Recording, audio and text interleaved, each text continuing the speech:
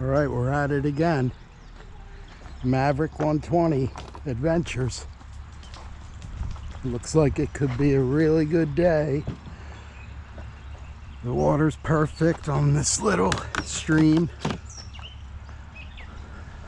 This little tributary of the Schuylkill. I think we all know what it is. Just getting my game together. I got my phone here, checking out my view. I'll probably go to a tripod view when I start fishing. But this is where I like to come in. It looks like the Schuylkill is really jamming. There should be a nice little seam created.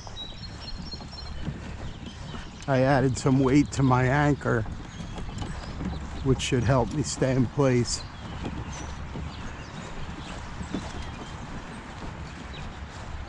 But it's, you know, I don't get a much chance to fish this year. I've been working my ass off,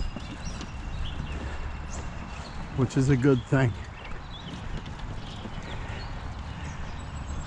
And here's where I launch.